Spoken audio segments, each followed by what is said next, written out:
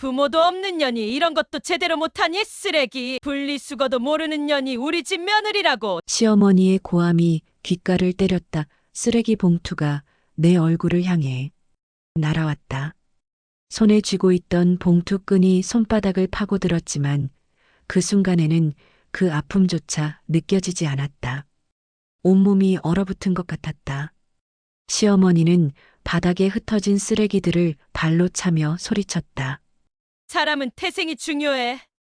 아무리 가르쳐도 못 배우는 건 피가 그러니까 그런 거야. 부모도 없이 자란 내가 어떻게 제대로 된 집안의 며느리 노릇을 할 수 있겠어.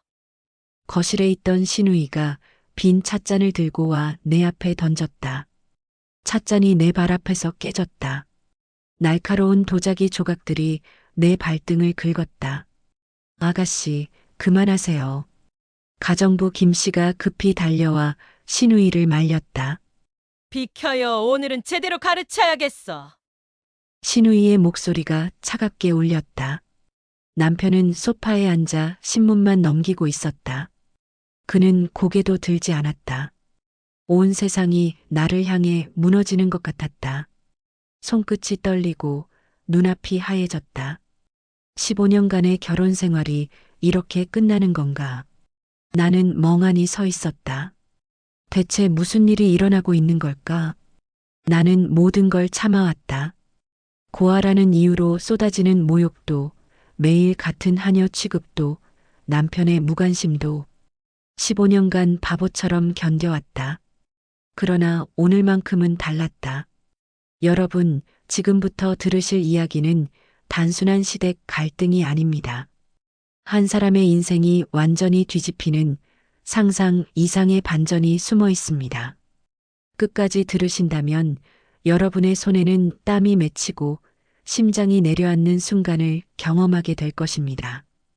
이 이야기가 마음에 드신다면 구독과 좋아요 버튼을 눌러주세요. 모든 것은 그날 시어머니의 찻잔이 바닥에서 산산조각 나던 순간부터 시작됐다. 아니, 정확히 말하자면 그것은 끝의 시작이었다. 내가 참을 수 있는 마지막 순간이었다. 내 이름은 한서진. 35살이고 15년간 정인호의 아내로 살았다. 고아원에서 자랐고 대학을 졸업한 후 회사에 다니다가 남편을 만났다. 시댁은 항상 나를 부모 없는 자식이라 멸시했지만 나는 참고 또 참았다. 그런데 그날 내 인생의 가장 큰 폭풍이 시작됐다. 그날의 일을 겪고도 나는 그 집에 남았다. 쓰레기 봉투에 맞았던 얼굴은 붉은 자국만 남았고 발등에 생긴 상처는 얇은 반창고로 덮었다. 시어머니의 말이 내 귓가에 계속 맴돌았다. 부모도 없는 년이 태생이 중요해. 나는 아침밥을 준비하며 깊게 숨을 들이마셨다. 어머님, 밥 다 됐습니다. 식탁에 밥과 반찬을 차렸다. 5명이 앉을 수 있는 식탁이었지만 항상 그랬듯이 자리는 4개뿐이었다. 시아버지, 시어머니, 남편, 그리고 시누이의 자리. 내 자리는 없었다. 어제 그 일은 잊어버려. 내가 실수한 거니까. 시어머니가 찬물을 마시며 말했다.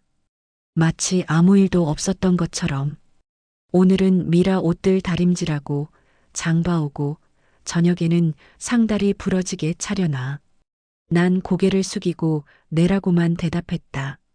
남편은 신문을 보며 커피만 마셨다. 그는 어제의 일에 대해 아무 말도 하지 않았다. 출근하면서 내게 인사조차 없이 문을 닫고 나갔다.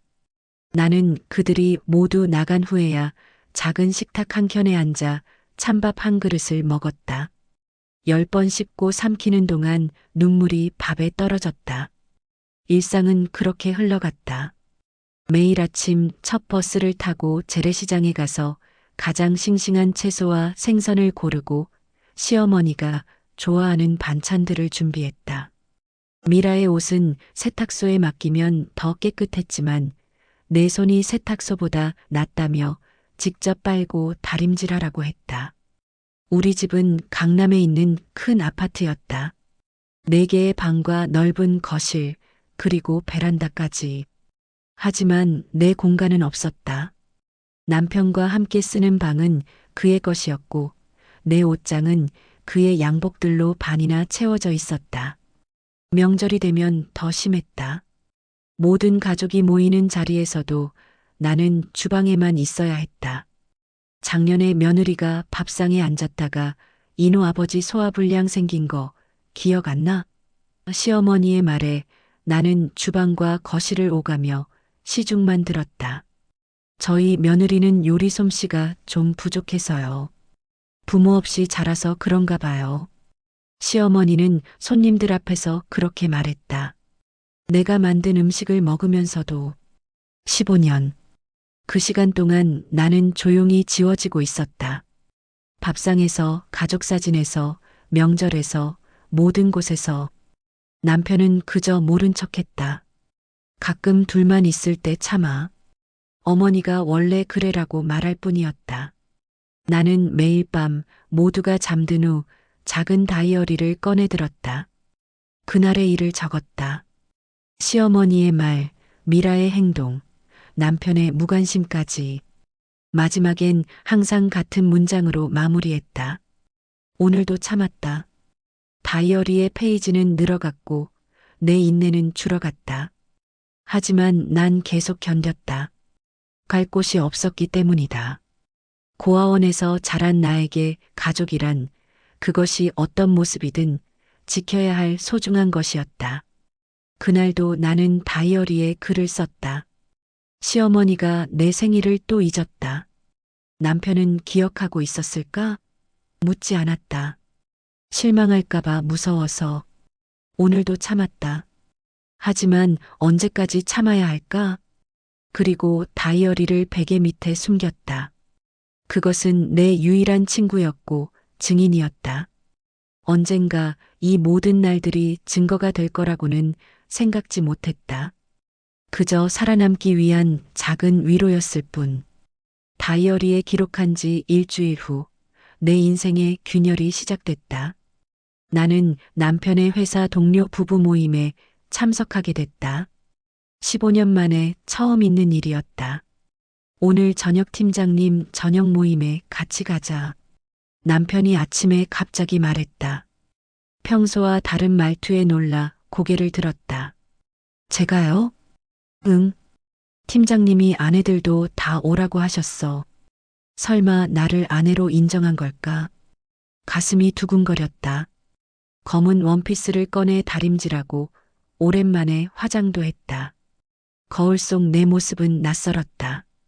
기대감에 볼이 상기된 여자가 거기 있었다. 뭐야, 우리 며느리 화장했네? 시어머니가 비꼬았다. 우리 이노 부끄럽게 하지 말고 말 조심해. 부모 없이 자란 티 내지 말고. 그 말에도 기분은 가라앉지 않았다.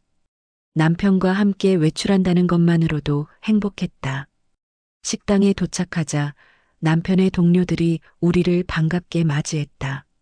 자리에 앉아 음식을 먹으며 대화하는 동안 나는 가끔 남편을 훔쳐봤다.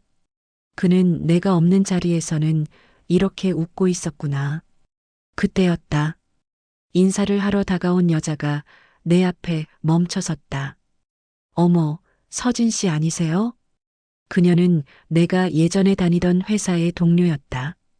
반가움에 자리에서 일어나 인사했다. 잠시 그녀와 이야기를 나누는 동안 남편의 시선이 날카롭게 느껴졌다. 여보, 이분은 내가 전에 다니던 회사 선배예요. 남편에게 소개했지만 그는 어색하게 웃기만 했다. 식사가 끝나고 집으로 돌아오는 길 남편이 물었다. 차가운 목소리였다. 그 여자랑 계속 연락했어? 아니요. 오늘 우연히 만났어요. 미라가 그러는데 내가 전 회사 남자들이랑 자주 만난다며? 가슴이 철렁 내려앉았다. 미라가 또 거짓말을 한 것이다. 남편은 내 해명을 듣지 않고 무거운 침묵 속에 운전만 했다. 집에 도착하자 시어머니와 미라가 거실에 앉아 있었다. 두 사람의 표정이 심상치 않았다. 인우야, 미라가 할 말 있대. 시어머니가 말했다. 미라는 울먹이는 목소리로 말을 시작했다. 오빠, 사실 말하기 힘들었는데 서진 언니가 회사 다닐 때 그 남자랑 계속 만나는 거 봤어요. 제가 우연히 강남역에서 봤는데 너무 친하게 있는 거예요. 무슨 소리야? 나 그런 적 없어. 내가 황급히 말했다. 증거 있어? 남편이 차갑게 물었다. 내가 아니라 미라에게. 미라는 핸드폰을 꺼내 사진을 보여줬다. 멀리서 찍은 사진이었지만 비슷한 옷차림의 여자가 남자와 카페에 앉아 있는 모습이 보였다. 얼굴은 분간할 수 없었다. 이게 무슨 증거야? 저 사람 나도 아닌데. 목소리가 떨렸다. 맞네. 저번에 산 코트잖아. 남편이 사진을 노려보며 말했다. 이건 함정이었다. 미라가 의도적으로 날 모함하는 것이었다. 순간 모든 것이 명확해졌다.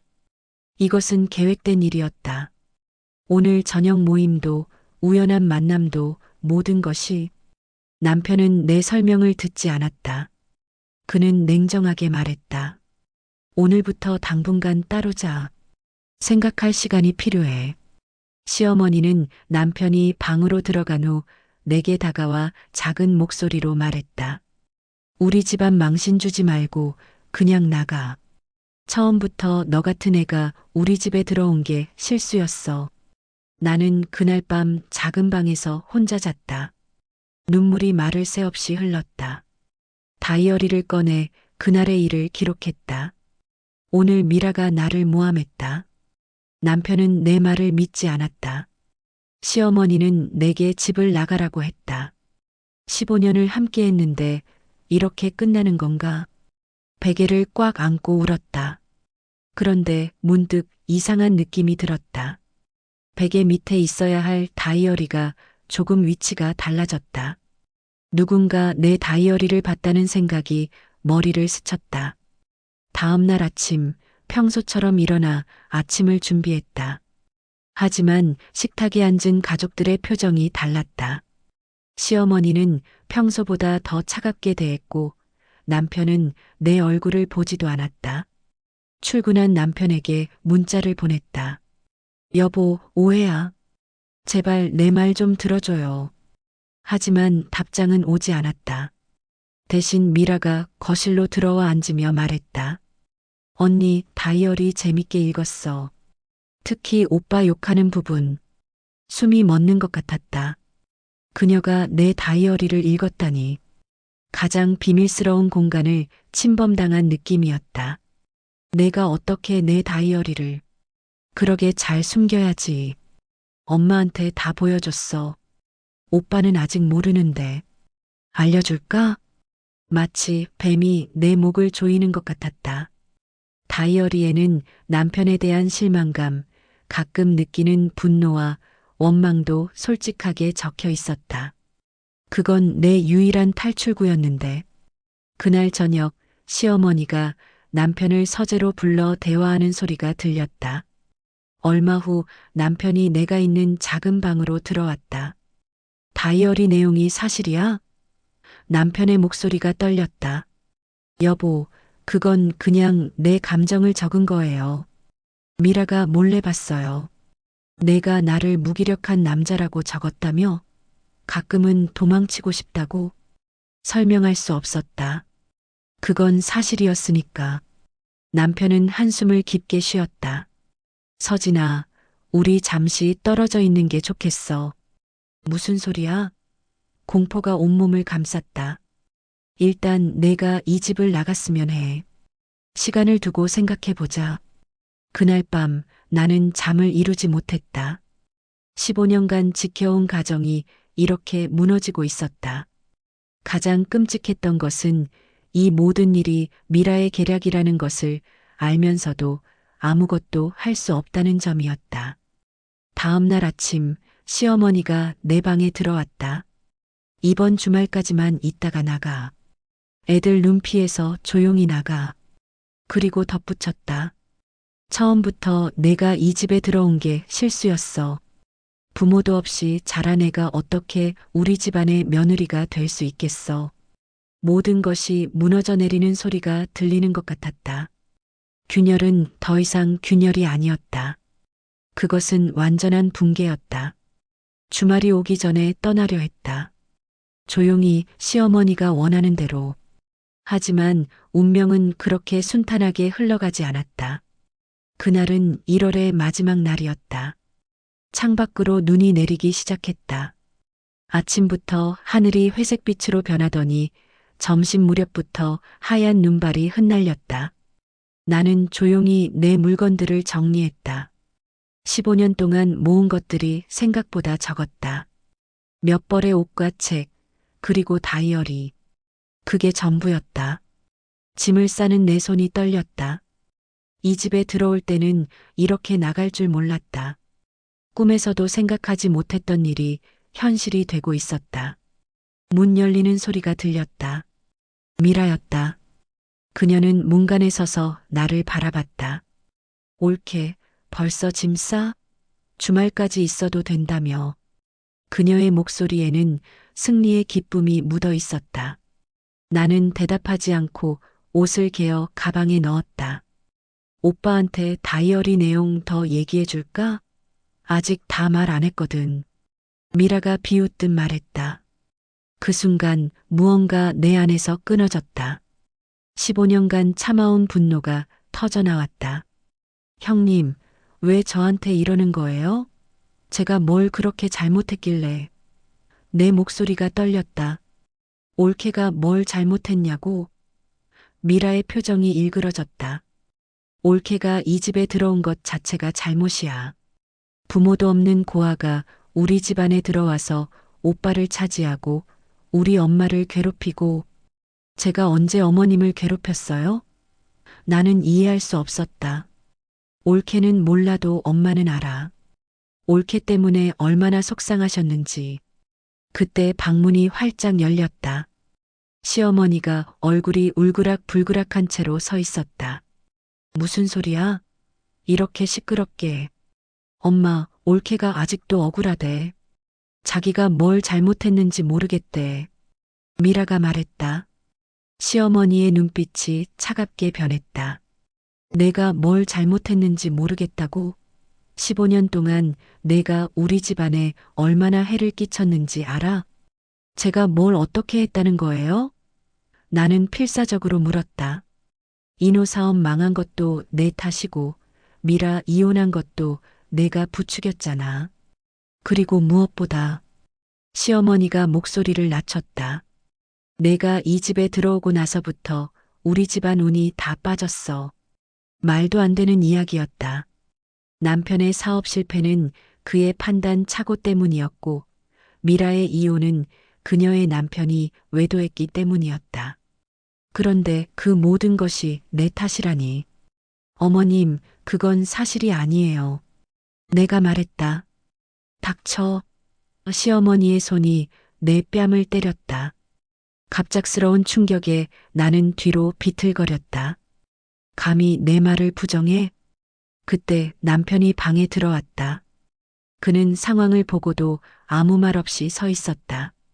지금 우리 집안 망친 걸 부정하고 있어. 시어머니가 말했다. 남편은 나를 바라봤다. 그의 눈에는 혼란스러움이 가득했지만 그는 여전히 침묵했다. 당장 내보내. 시어머니가 명령했다. 지금 당장. 남편은 잠시 망설이다가 내게 다가왔다. 서진아, 지금 나가는 게 좋겠어. 여보, 제발. 내가 간절히 말했지만 남편은 고개를 저었다. 엄마 말씀이 맞아. 우리 집에 온 뒤로 안 좋은 일이 계속 생겼어. 믿을 수 없었다. 15년을 함께한 남편이 이렇게 쉽게 나를 버리다니. 그래, 그럼 나갈게. 내 목소리가 떨렸다. 하지만 이건 잘못된 거야. 당신도 알잖아. 남편은 대답 대신 내 짐가방을 들어 밖으로 나갔다. 나는 그를 따라 현관으로 향했다. 밖에는 눈이 더 세차게 내리고 있었다.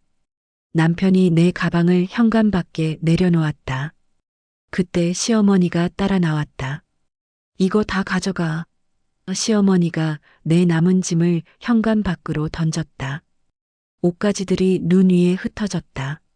나의 15년이 하얀 눈 위에 무참히 버려지는 순간이었다. 부모도 없는 게 우리 집 족보를 더럽혀? 처음부터 내가 이 집에 발을 들인 게 잘못이었어. 시어머니의 말이 칼날처럼 날카롭게 박혔다. 나는 눈물을 참으며 흩어진 물건들을 주었다. 손이 얼얼하게 차가웠다.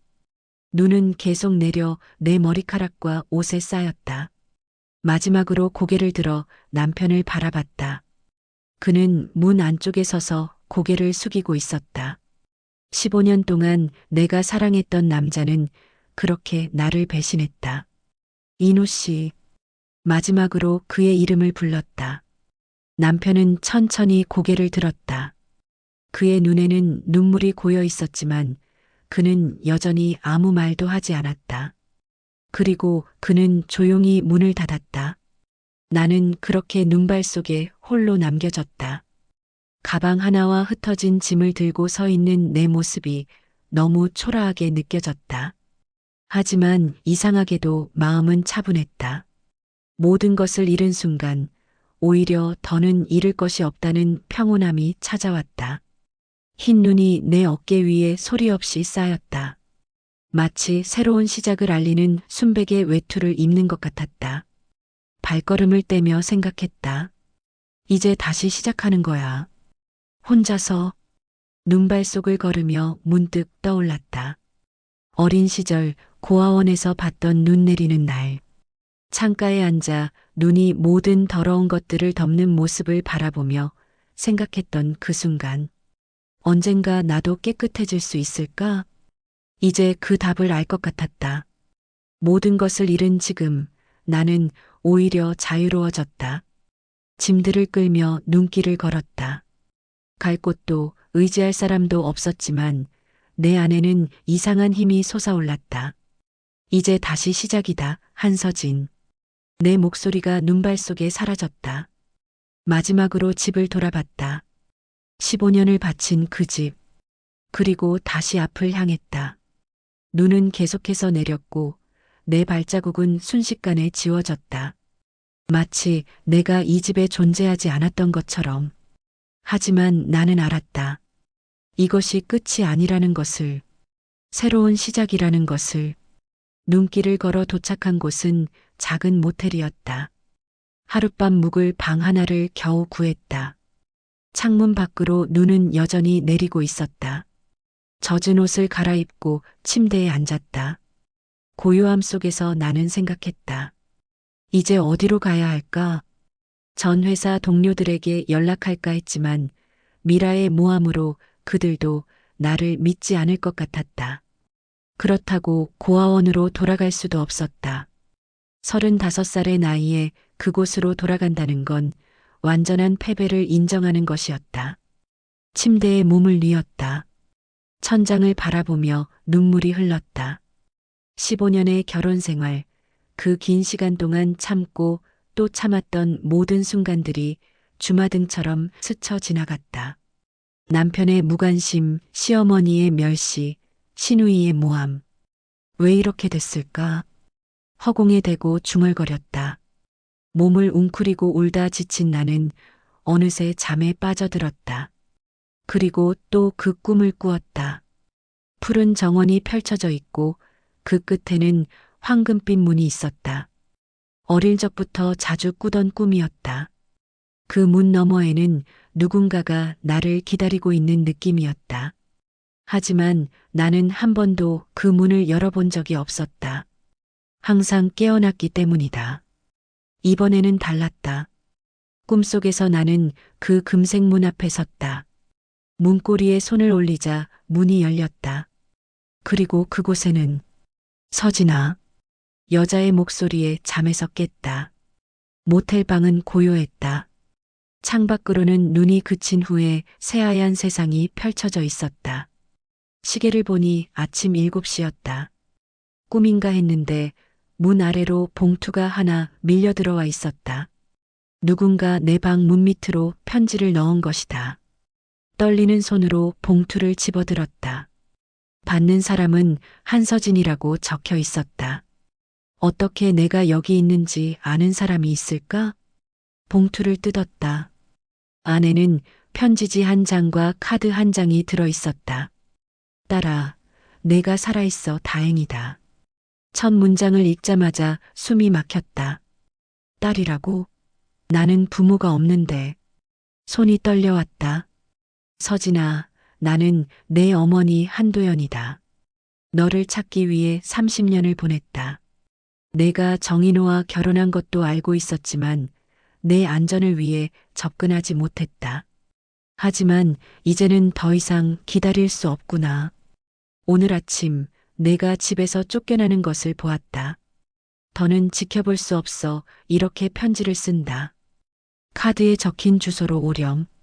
모든 것을 설명해 주마. 심장이 빠르게 뛰었다. 이게 무슨 말인가? 내게 어머니가 있다니? 30년을 찾아다녔다니? 모든 게 믿기지 않았다. 동봉된 카드를 보니 강남 한복판의 고급 주택 주소였다. 연락처도 적혀 있었다.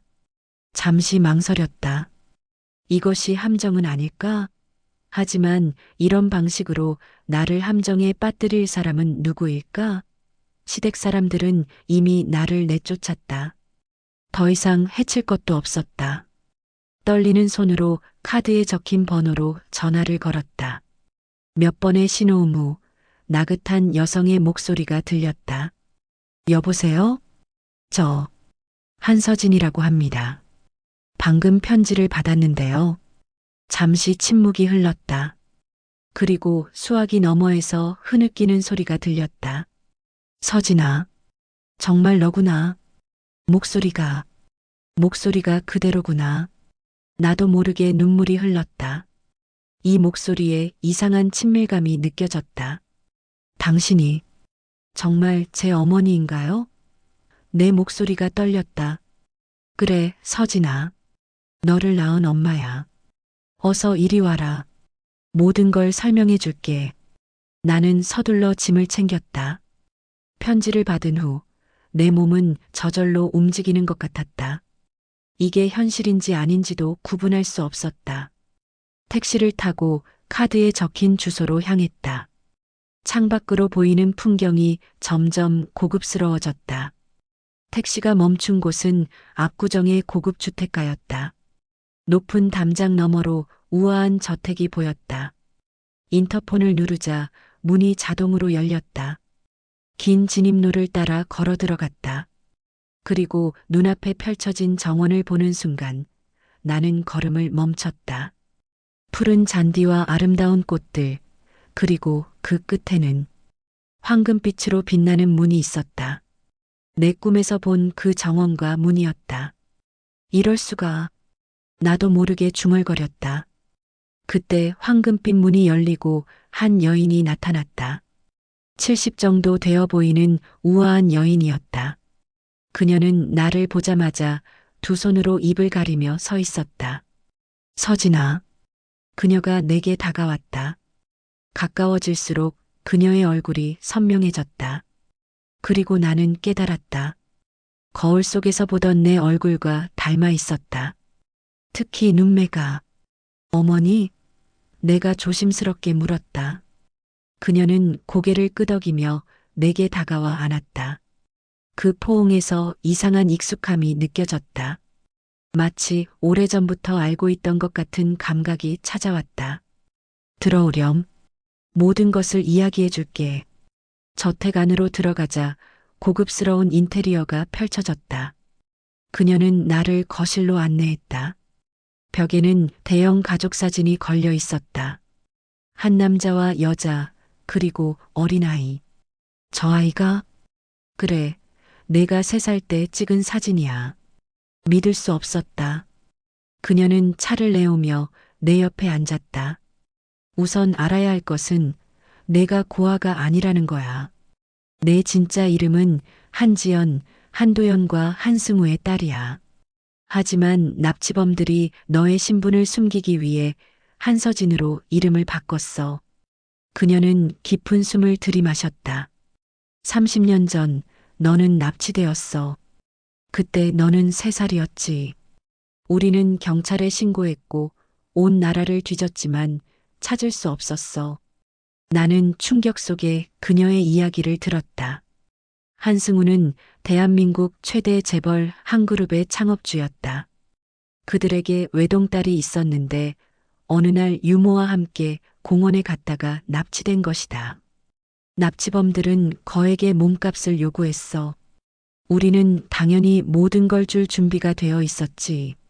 하지만 돈을 전달하기로 한 날 그들은 나타나지 않았어.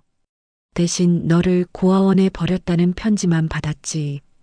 눈물이 그녀의 주름진 얼굴을 타고 흘렀다. 우리는 전국의 모든 고아원을 찾아다녔어. 하지만 당시 고아원은 너무 많았고 서류도 제대로 갖춰지지 않은 곳이 많았어. 게다가 납치범들이 너의 이름과 나이를 바꿔버려서. 그럼 어떻게 저를 찾으신 거예요? 내가 물었다. 포기하지 않고 계속 찾았어. 사설 탐정도 고용했지.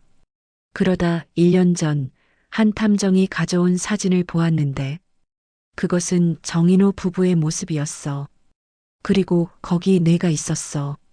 너무 닮은 여자가 있어서 DNA 검사를 비밀리에 했더니 정말 너였어. 그런데 왜 그때 찾아오지 않으셨어요? 한도연의 얼굴이 어두워졌다. 찾아가려고 했어. 하지만 그때 내 아버지가 중병에 걸렸어. 그리고 내 시어머니 박명자가 내 고등학교 동창이었어. 그녀는 나를 항상 증오했지. 내가 그녀의 첫사랑을 빼앗았다는 이유로. 놀라움에 입이 다물어지지 않았다. 만약 내가 내게 접근했다면 그녀는 너를 더 괴롭혔을 거야. 그래서 내 아버지와 의논한 끝에 내가 행복하게 살 수 있을 때까지 기다리기로 했어. 하지만 어제 그 광경을 보고 더는 기다릴 수 없었어. 어떻게 제가 쫓겨나는 걸 보셨어요? 우리는 내 모든 것을 알고 있었어, 지연아. 아니, 서진아. 내가 서진이라는 이름으로 살아왔으니 그 이름으로 부를게. 내 일상, 내가 겪는 고통들까지. 탐정이 보내오는 보고서로 내 상황을 계속 지켜봤지. 어제도 탐정이 연락해와서 내가 급히 그쪽으로 갔어. 하지만 너무 늦어버렸지. 충격과 혼란이 밀려왔다. 내 정체성이 무너지는 느낌이었다. 30년간 고아라고 믿었는데 갑자기 재벌가 딸이라니. 그럼 제 진짜 이름은? 한지연. 하지만 이제는 내가 한서진으로 살아왔으니 그대로 살아도 돼. 중요한 것은 내가 한 그룹의 상속자라는 사실이야. 갑자기 어릴 적 꿈이 더 선명하게 떠올랐다. 그 푸른 정원과 황금빛 문. 그것은 꿈이 아니라 기억이었던 것이다.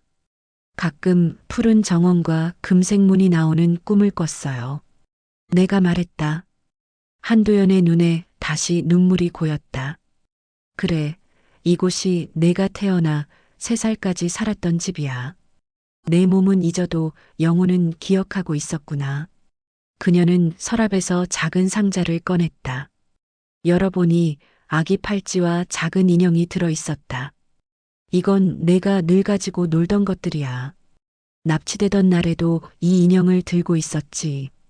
인형을 만지자 이상한 느낌이 밀려왔다. 눈물이 멈추지 않았다. 그리고 가장 중요한 것이 있어. 그녀가 말했다. 내 아버지는 1년 전에 돌아가셨어. 그리고 모든 재산은 내게 상속됐어. 네. 그래, 서진아. 넌 이제 한 그룹의 상속자야. 수조원의 재산을 가진 여자가 된 거지. 세상이 빙글빙글 돌았다. 어제까지만 해도 쫓겨난 며느리였는데 오늘은 재벌가의 상속자라니. 이건 믿기지 않아요. 천천히 받아들여도 돼. 하지만 이제 내가 있어야 할 곳으로 돌아온 거야. 그리고 한도연의 눈빛이 변했다. 이제 내게 잘못한 사람들에게 정당한 대가를 치르게 할 때가 됐어. 창밖으로 눈이 다시 내리기 시작했다. 하얀 눈은 마치 내 과거를 지우고 새로운 시작을 알리는 것 같았다. 어머니, 그 단어가 생소하게 느껴졌다. 제가 어떻게 해야 할까요? 한도연은 내 손을 꼭 잡았다. 이제부터 천천히 하나씩 내 삶을 되찾는 거야. 그리고 그들에게 보여주는 거지. 부모 없는 자식이라고 멸시했던 내가 어떤 사람인지. 그 말에 내 안에서 무언가가 깨어나는 듯 했다. 15년간 참았던 분노, 억울함, 그리고 슬픔이 힘으로 변하는 느낌이었다. 네, 어머니. 이제 제 차례예요. 그날 밤 나는 한도연의 집 내 방에 누웠다. 천장을 바라보며 생각했다. 꿈에서 보던 그 금색 문을 이제야 열었다. 그리고 그 문 너머에는 나의 진짜 이야기가 기다리고 있었다. 어머니를 만난 그날부터 내 삶은 완전히 달라졌다. 고급 저택의 안락한 침대에 누우면서도 이 모든 게 꿈이 아닐까 생각했다.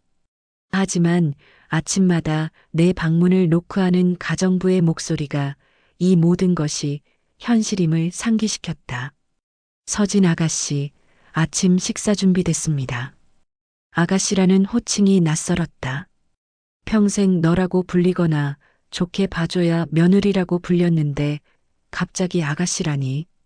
어머니는 아침 식사 자리에서 내게 오늘의 일정을 알렸다. 오늘은 변호사와 만나는 날이야. 법적으로 모든 것을 정리해야 해. 식탁에는 정갈한 한식이 차려져 있었다. 시댁에서는 내가 차리던 밥상이었는데 이제는 내가 대접받는 입장이 되었다.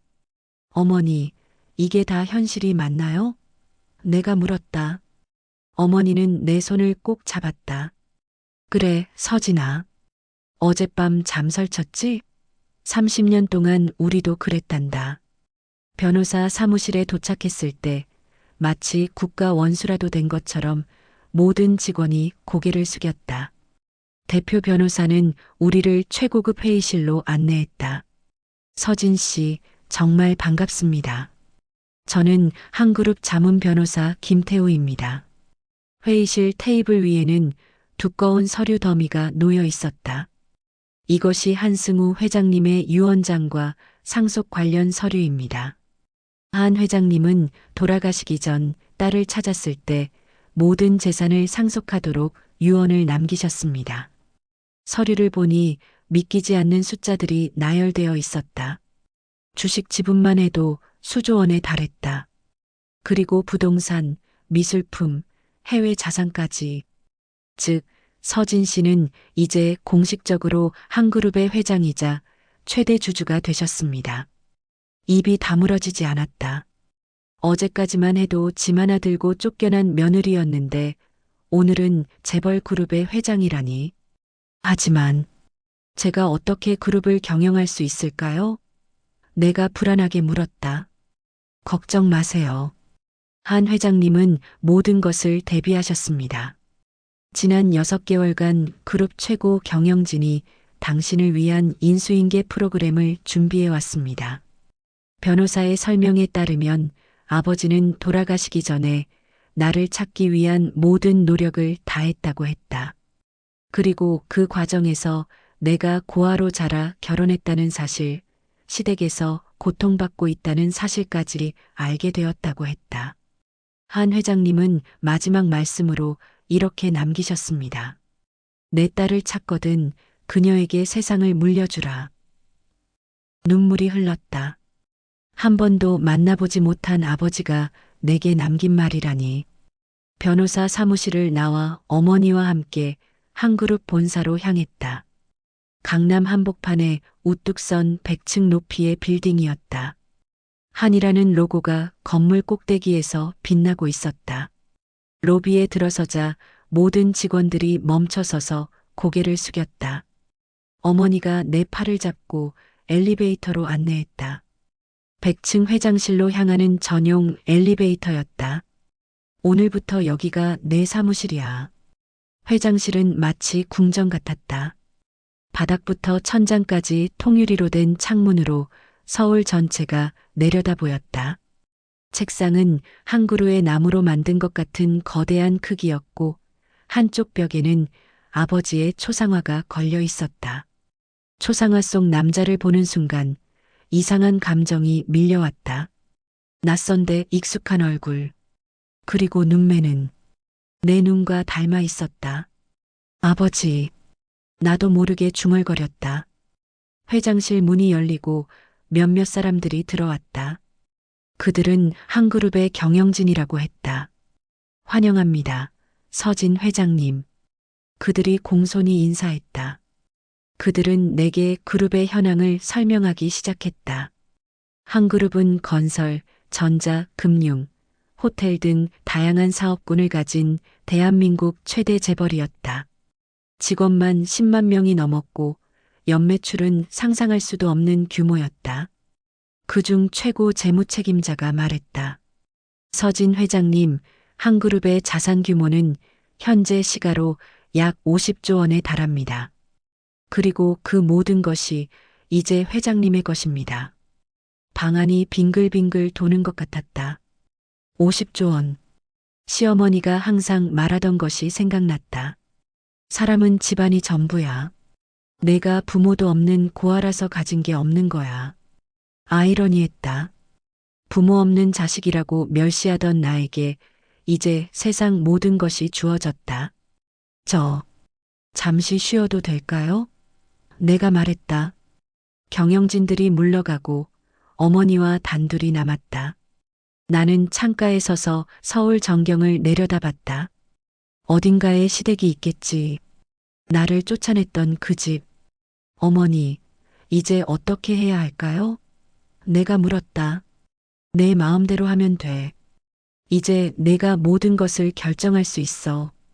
정말 제가 이 거대한 그룹을 이끌 수 있을까요? 내 아버지도 처음에는 작은 건설회사로 시작했어. 하지만 그는 끈기와 지혜로 이 모든 것을 일구었지. 내 안에도 같은 피가 흐르고 있어.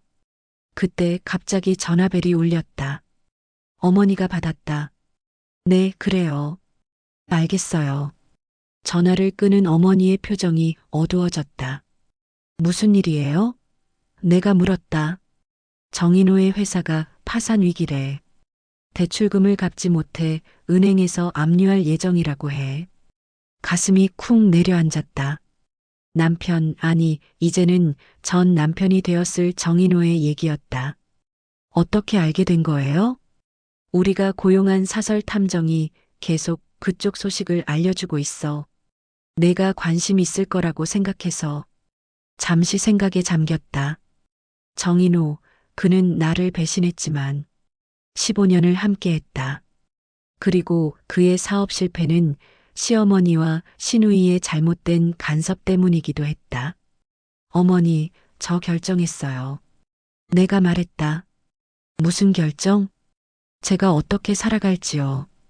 제가 한 그룹의 회장으로서 첫 번째로 할 일이요. 한도연은 내 눈을 깊이 바라봤다. 그게 뭐니? 먼저 진짜 제 모습을 세상에 알릴 거예요. 그리고 내 목소리가 떨렸다. 저를 고통스럽게 했던 사람들에게 복수할 거예요.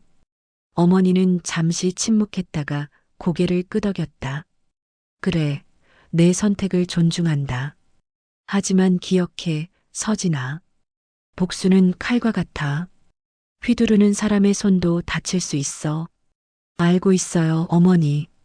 하지만 제가 15년간 당한 것을 그냥 넘어갈 수는 없어요. 다음 날 한 그룹의 새로운 회장 취임 기자회견이 열렸다. 전국의 모든 미디어가 모였다. 한승우 회장의 후계자는 누구인가?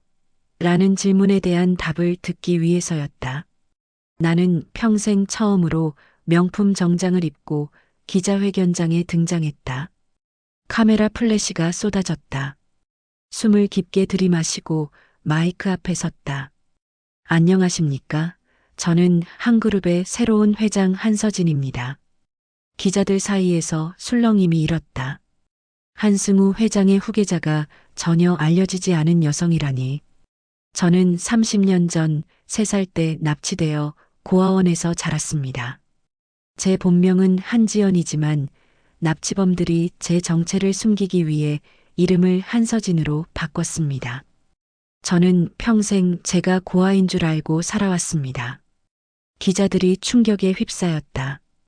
더 많은 카메라 플래시가 터졌다.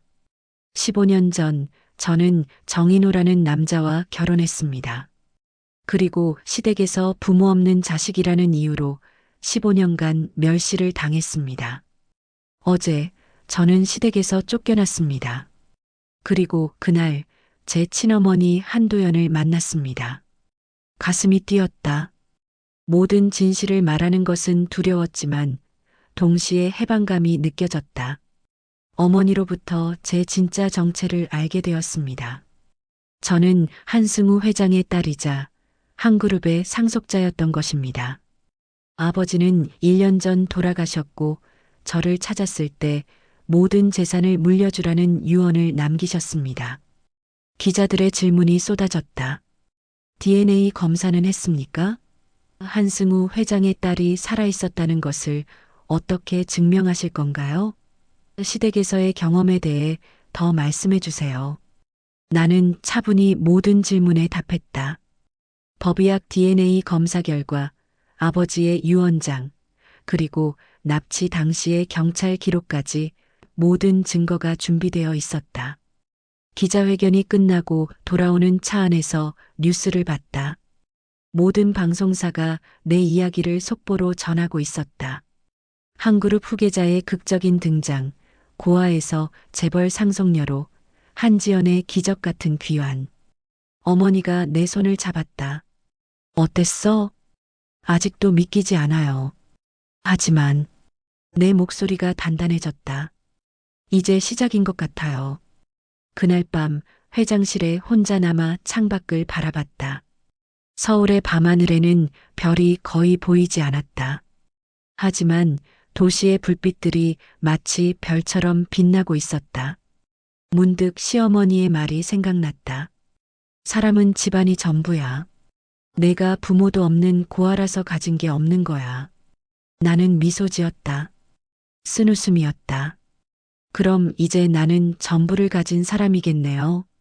내 안에 15년간 억눌러왔던 분노가 서서히 깨어나는 것을 느꼈다.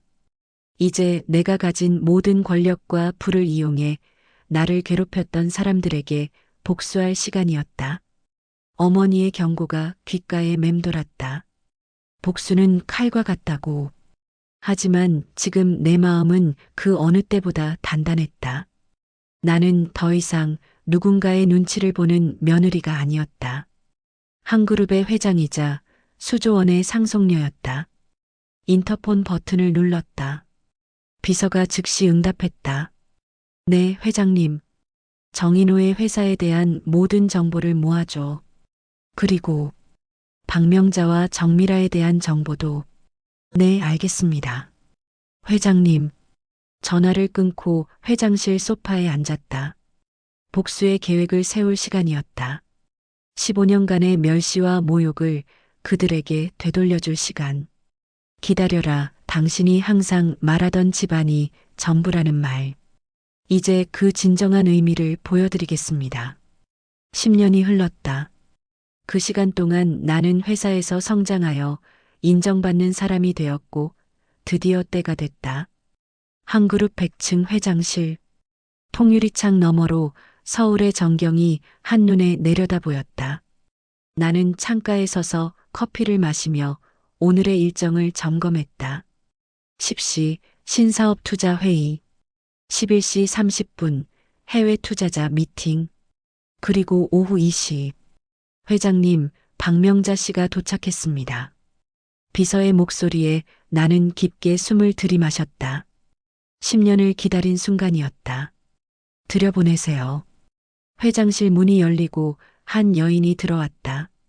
78세의 박명자. 예전의 오만함은 사라지고 허리는 구부정하게 굽어 있었다. 고급 진주 목걸이와 핑크빛 스웨터 대신 낡은 회색 카디건을 걸치고 있었다. 한 회장님, 시간 내주셔서 감사합니다. 박명자가 공손히 인사했다. 나는 응접 세트를 가리키며 말했다. 앉으세요. 박명자는 조심스럽게 소파에 앉았다. 그녀의 눈에서 나를 알아보는 기색은 전혀 없었다. 10년 동안 내 외모는 많이 바뀌었다. 단정했던 단발은 우아한 긴 머리로 바뀌었고 평범했던 옷차림은 세계적인 디자이너들의 맞춤 옷으로 대체되었다. 그리고 무엇보다 내 눈빛과 자세가 달라졌다. 더 이상 누군가의 눈치를 보는 며느리가 아니었다. 어떤 일로 오셨나요? 내가 차분히 물었다. 박명자는 떨리는 손으로 가방을 열고 서류 몇 장을 꺼냈다. 사실 저희 아들 회사가 어려움에 처해 있어서요. 한 그룹에서 투자해 주시면 어떨까 해서. 내심 웃음이 나왔다. 그녀는 자신이 누구 앞에 앉아 있는지도 모른 채 도움을 청하고 있었다. 지난 10년간 나는 그녀의 가족을 철저히 조사했다. 정인호의 사업은 신우이 미라의 무리한 간섭으로 부실 투자를 했고 결국 파산 직전까지 몰렸다. 신우이 미라는 2번의 이혼과 사기 혐의로 재산의 대부분을 잃었다. 그리고 박명자는 아들과 딸의 실패로 집까지 잃을 위기에 처해 있었다. 그렇군요. 박명자 씨의 아들이면 정인호 씨 말씀이시죠? 내가 알고 있다는 듯 물었다. 네, 맞습니다. 제 아들입니다. 정인호 씨는 전에 결혼하신 적이 있다고 들었는데요. 박명자의 표정이 굳었다. 네, 그렇습니다만 이혼한 지 오래됐어요. 이유가 뭐였죠? 내가 담담히 물었다. 그냥 맞지 않아서요. 박명자가 불편한 듯 대답했다. 나는 서류를 넘기며 말했다. 박명자 씨, 한 그룹은 투자 결정을 할 때 관련된 모든 배경을 조사합니다. 정직하게 말씀해 주시겠어요? 박명자가 잠시 망설이다가 말했다. 사실 그 여자는 우리 가문에 맞지 않았어요. 고아 출신이라 예의범절도 모르고. 아, 고아였군요. 내가 흥미로운 듯 물었다. 그래서 쫓아내셨나요? 박명자의 눈이 커졌다. 어떻게 하셔? 사업을 하다 보면 많은 정보를 접하게 됩니다. 그 여자분 이름은 뭐였죠? 글쎄요. 서진이었던 것 같아요. 한서진? 내가 이름을 또박또박 말했다. 맞아요. 한서진. 나는 천천히 일어나 창가로 걸어갔다. 박명자 씨, 그 며느리에게 어떻게 하셨는지 자세히 말씀해 주시겠어요? 박명자가 불안한 듯 자세를 고쳐 앉았다.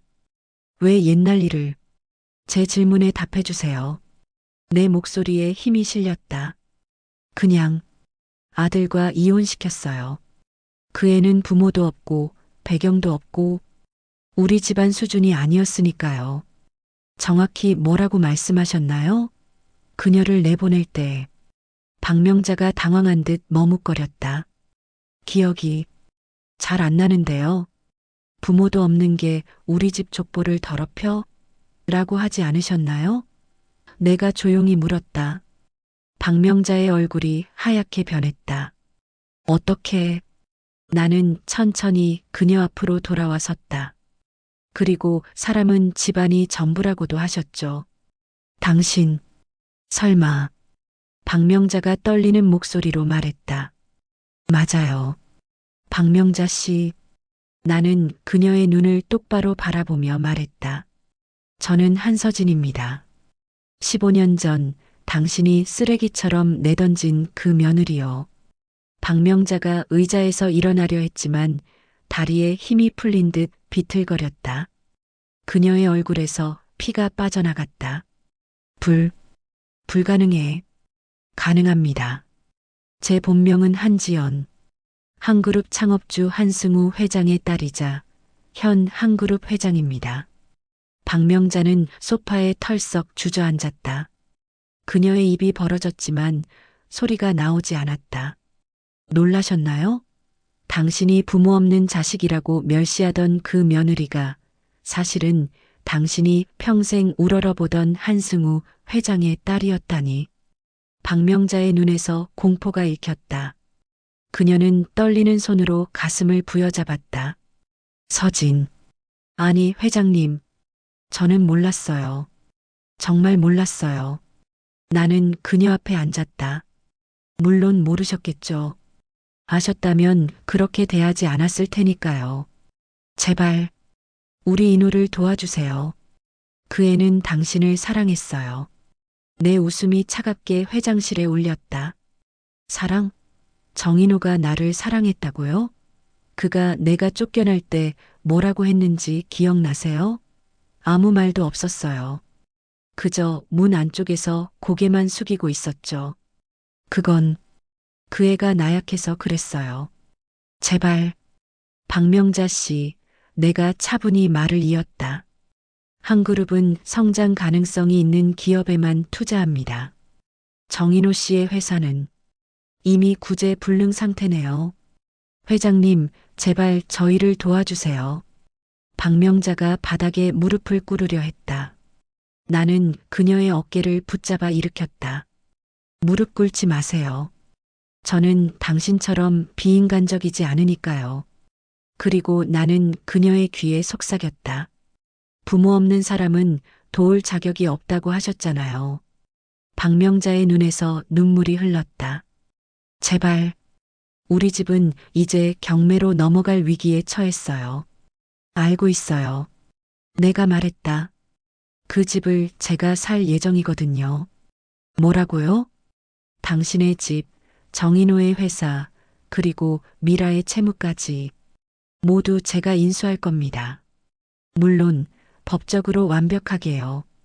나는 책상으로 돌아가 서류 한 장을 꺼냈다. 여기, 이건 정인호 씨에게 전해주세요.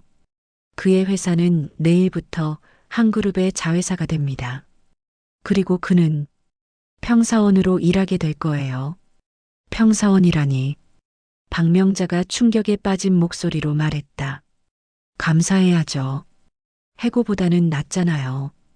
미라 씨는 채무 상환을 위해 해외 지사에서 일하게 될 거고요. 해외라니. 네, 몽골 지사요. 아주 추운 곳이죠. 나는 미소 지었다. 당신은 어떻게 할까요, 시어머니? 박명자가 움찔했다. 저는 걱정 마세요. 당신을 위한 자리도 마련해 두었어요. 나는 또 다른 서류를 건넸다. 박명자가 그것을 읽자 얼굴이 창백해졌다. 매점, 청소부라니. 네, 한 그룹 군의 매점의 청소 담당이요. 월급은 최저임금. 하지만 당신의 나이를 고려해 하루 4시간만 일하시면 됩니다. 관대하죠? 박명자의 손에서 서류가 떨어졌다. 이럴 수는 없어. 내가 말했다. 이건 복수가 아니에요. 단지 엿보일 뿐이죠. 박명자가 갑자기 무릎을 꿇었다. 서진아. 아니, 회장님. 제발 용서해 주세요. 내가 잘못했어. 용서요? 내가 그녀를 내려다보며 말했다. 물론 용서하죠. 하지만 잊지는 않을 겁니다. 그럼 우리를 그냥 놔둬주세요. 제발. 나는 고개를 천천히 저었다. 안 됩니다. 당신들이 나에게 선택권을 주지 않았던 것처럼요. 나는 인터폰 버튼을 눌렀다. 비서, 박명자 씨를 안내해 드리세요. 비서가 들어와 혼란스러운 박명자를 부축해 데리고 나갔다. 문이 닫히자 나는 깊은 숨을 내쉬었다. 어머니가 회장실로 들어왔다. 어땠어? 예상대로였어요. 내가 대답했다. 그녀는 여전히 자신이 잘못했다는 것을 인정하지 않았어요. 한도연은 내 어깨에 손을 얹었다. 이제 마음이 편해졌니? 나는 잠시 생각했다. 10년간 계획했던 복수를 드디어 이루었지만 기대했던 것보다 만족감이 크지 않았다. 모르겠어요. 하지만 정의는 실현된 것 같아요. 어머니가 미소 지었다. 그래, 복수는 결국 자기 자신을 위한 거야. 그들을 위한 게 아니라 창밖으로 눈이 내리기 시작했다. 마치 10년 전 내가 쫓겨나던 그날처럼. 다음 일정은 뭐지? 내가 물었다. 정인호가 왔어요. 회장님을 만나고 싶대요. 심장이 빠르게 뛰었다. 들여보내세요. 몇 분 후 정인호가 회장실로 들어왔다. 한때 내가 사랑했던 남자는 초라해져 있었다. 머리는 희끗희끗 새었고 자신감 넘치던 그의 눈빛은 초점을 잃은 듯했다. 서진아. 그가 말을 시작했다. 한 회장님이라고 불러주세요. 정 이사님. 내가 차갑게 말했다. 정인호는 잠시 망설이다가 고개를 숙였다. 한 회장님, 저를 만나주셔서 감사합니다. 무슨 일로 오셨나요? 어머니가 방금 여기 다녀가셨더군요. 그의 목소리가 떨렸다. 모든 걸 알게 됐어요. 그렇군요. 서진아. 아니, 회장님. 제발 우리 가족을 용서해 주세요. 특히 어머니를. 나는 그의 말을 자르며 물었다. 당신은요? 당신도 용서받고 싶은가요? 정인호의 눈에 눈물이 고였다. 나는 용서받을 자격이 없어요. 당신이 쫓겨날 때 나는 아무것도 하지 못했으니까. 그의 솔직함에 조금 놀랐다. 맞아요. 당신은 아무것도 하지 않았어요. 매일 후회했어요. 당신 없이 지낸 10년 매일 밤 당신을 생각했어요. 그럼 왜 찾지 않았죠? 내가 물었다. 찾았어요. 하지만 당신은 이미 사라진 후였죠. 정인호가 쓸쓸하게 웃었다. 그리고 지금 당신이 한 그룹의 회장이라니 모든 게 믿기지 않아요. 이제 믿어야 할 거예요. 이것이 현실이니까요. 정인호가 한 걸음 다가왔다. 서진아, 난 여전히 당신을 사랑해. 나는 그의 눈을 똑바로 바라봤다. 하지만 난 더 이상 당신을 사랑하지 않아요. 그의 어깨가 축 처졌다. 그래도 우리 어머니만은 그녀는 이제 노인이에요. 걱정 마세요. 박명자 씨는 제가 잘 모실 겁니다. 당신의 어머니가 저를 모셨던 것보다 훨씬 더 잘요. 정인호는 더 이상 할 말을 찾지 못한 채 서 있었다. 이제 가보세요, 정 이사님. 내일부터 새로운 업무가 기다리고 있을 테니까요. 그가 고개를 숙이고 물러갔다. 문이 닫히자 창가로 걸어가 눈 내리는 서울을 바라봤다. 10년 전의 기억이 선명하게 떠올랐다. 눈 내리는 날, 쫓겨나던 그날의 수치심과 절망감. 하지만 이제는 달랐다. 그때의 나는 무력했지만 지금의 나는 강했다. 아무도 함부로 할 수 없는 사람이 되었다. 어머니가 다시 회장실로 들어왔다. 이제 어떻게 할 거니? 앞으로 나아갈 거예요. 내가 대답했다. 복수는 이제 끝났어요. 어머니는 내 옆에 서서 함께 창밖을 바라봤다. 내 아버지가 살아계셨다면 자랑스러워 하셨을 거야. 정말요? 그래. 한서진.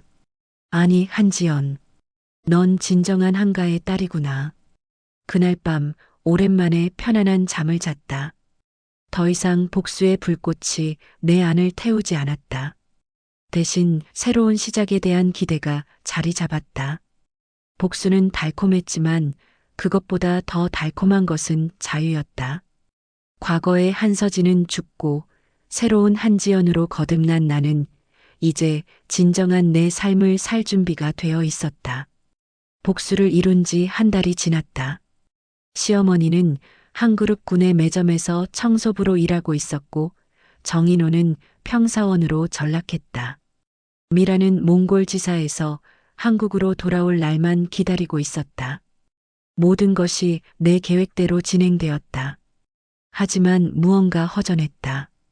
10년간 그토록 바라던 복수를 이루었는데도 내 마음속 빈자리는 채워지지 않았다. 회장실 창문 너머로 내리는 눈을 바라보며 생각에 잠겼다. 어머니는 복수가 끝난 그날 밤 갑작스럽게 쓰러지셨다. 심장마비였다. 병원으로 급히 옮겼지만 이미 늦었다. 마지막 순간 어머니는 내 손을 꼭 잡고 속삭였다. 지연아, 이제 내 삶을 살아라. 과거에 매이지 말고.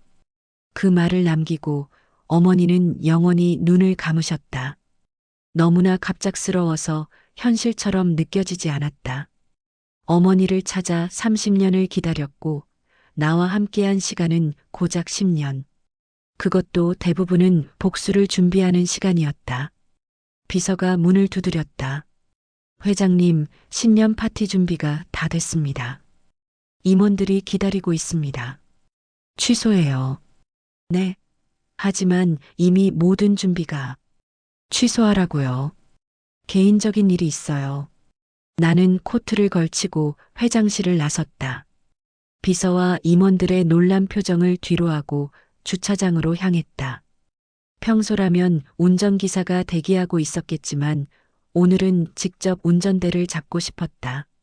차 안에서 내 모습이 백미러에 비쳤다. 45세의 한서진. 아니, 한지연. 어느새 눈가에는 주름이 생겼고 이마에는 고민의 흔적이 깊게 패여 있었다. 10년간의 복수는 내게도 상처를 남겼다. 서울을 빠져나와 양주의 한 언덕으로 향했다. 어머니의 묘소가 있는 곳이었다.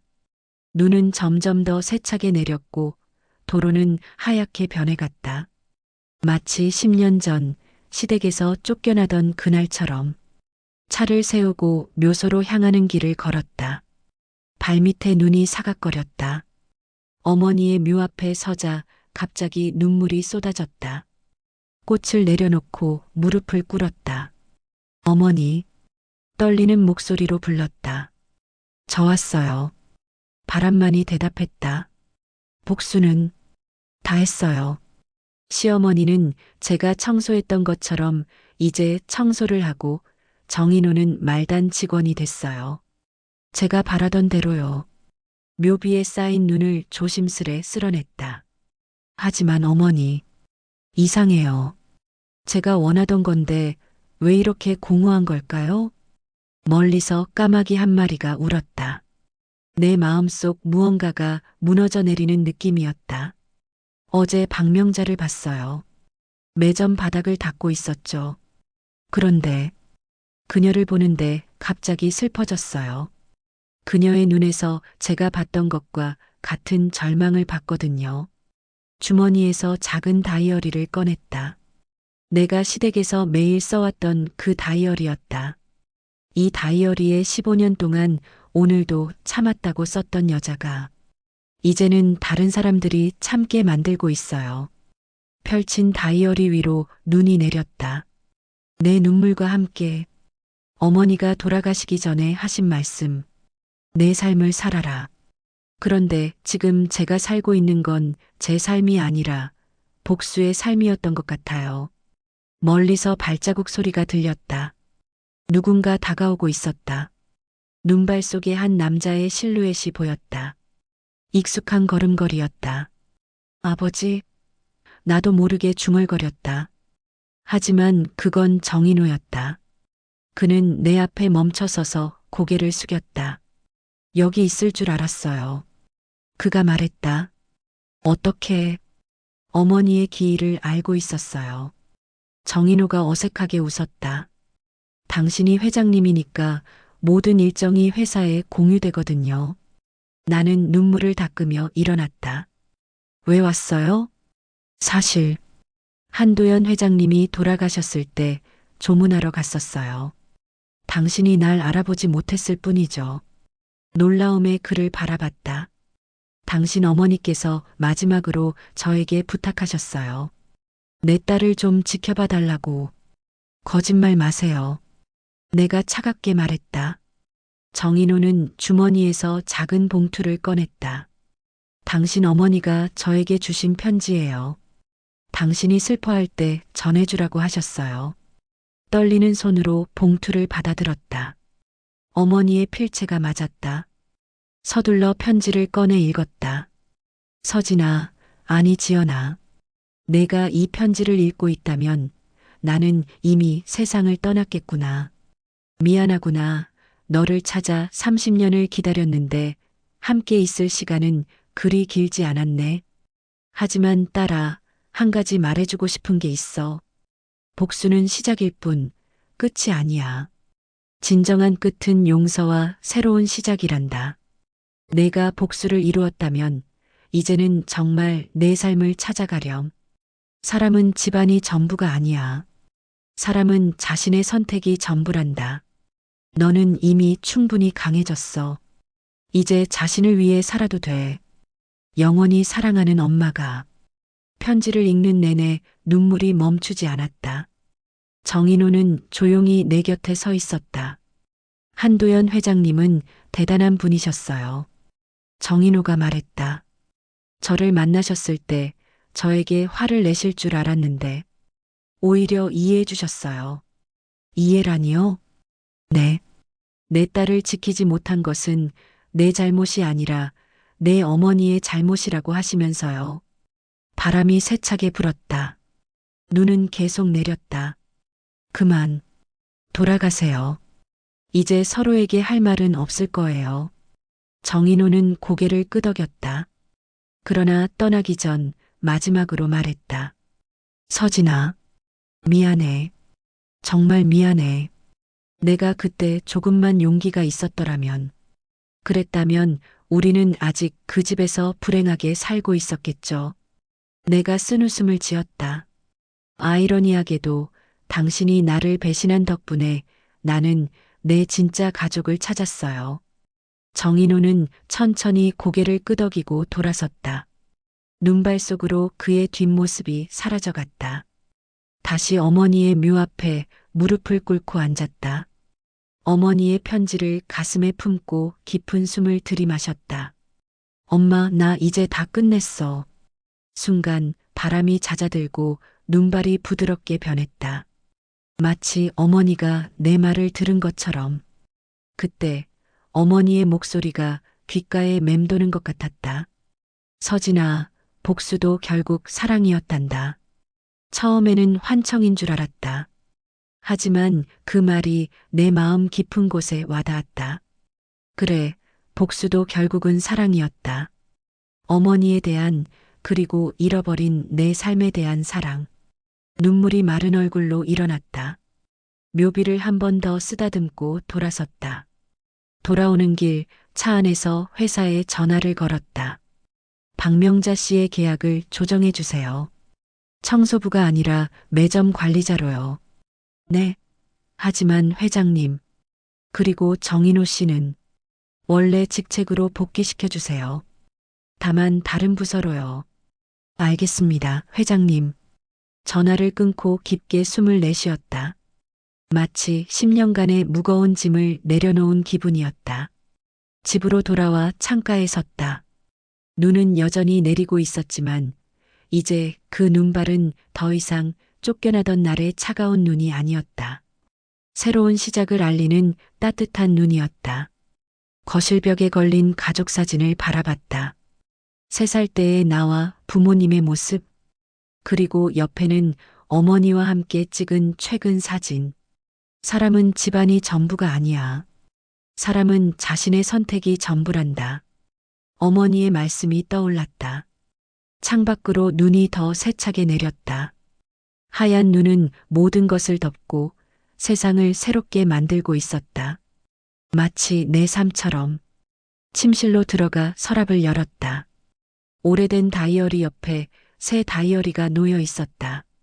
그것을 꺼내 첫 페이지를 펼쳤다. 오늘부터 새로운 삶이 시작된다.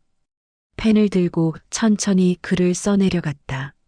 나는 한서진이자 한지연이다. 2개의 삶을 살았고 이제는 하나의 삶으로 통합하려 한다. 복수는 끝났다. 이제는 용서의 시간이다. 나 자신을 용서하고 그들도 용서하는. 창밖의 눈발 속에서 어머니의 목소리가 들리는 것 같았다. 그래, 내 딸. 이제 진정한 내 삶을 살 시간이야. 다이어리를 덮고 창가로 다가갔다. 눈이 내리는 서울의 밤하늘은 어두웠지만 내 마음은 이상하게도 밝았다. 복수의 차가움이 사라지고 새로운 시작의 따뜻함이 자리 잡고 있었다. 감사해요, 엄마. 나지막이 속삭였다.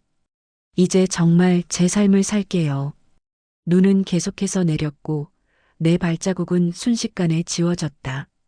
하지만 이제는 괜찮았다. 새로운 발자국을 남길 시간이었으니까.